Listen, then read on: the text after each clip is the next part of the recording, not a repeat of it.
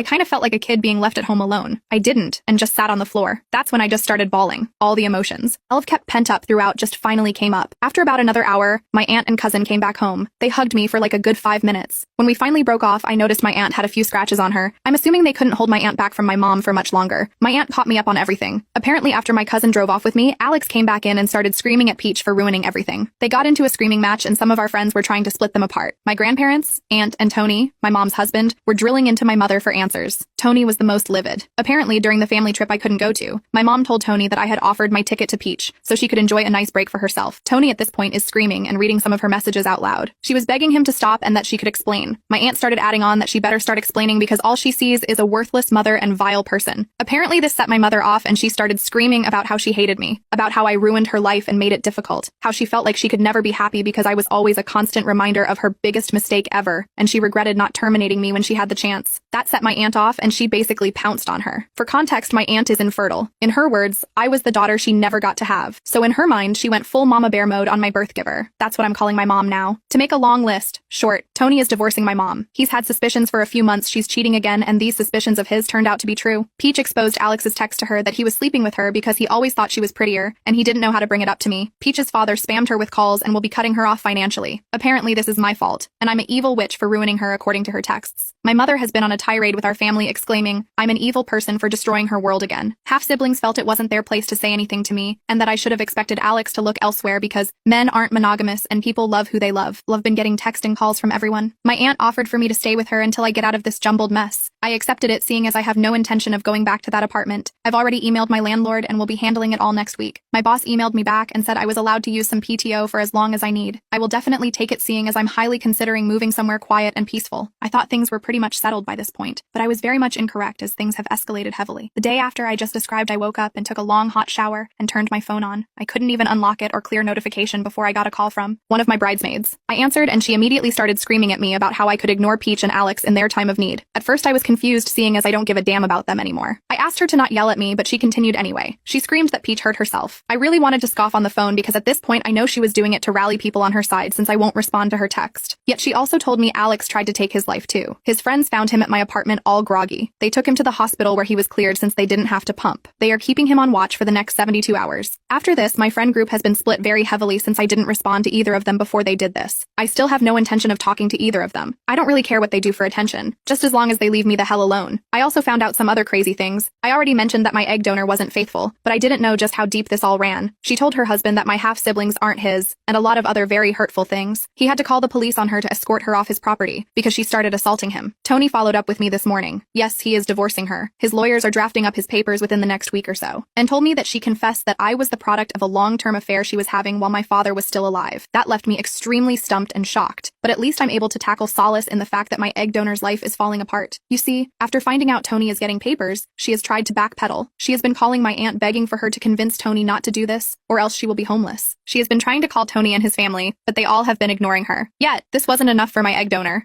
She knows my aunt's work schedule and tried to come over to assault me. My cousin was with me still, so she couldn't get in. But hearing her scream at me, some of my very low insecurities hurt, and I started to have a panic attack. She tried to actually break the door down, but was unable and left. Later that day, I got a call from my half-sister. She tried apologizing on behalf of our egg donor, and then had the nerve to ask if I could watch my nieces while her and her husband go on a trip. I love my nieces and nephews, but I told her that she could go F herself. If she wanted me to watch her nieces, then she would have to ask through my aunt. Speaking of my aunt, her and my cousin are currently packing up Alex's things and dropping them off at a buddy of his. His name is Kyle, and he's been helping me through all of this as well. He dropped off my favorite fruit this morning to my aunt. He also assured me that I can talk to him anytime. I asked him if he would be in further communication with Alex, and he said no. He's just holding on to his things until his parents can pick them up. I really appreciate him.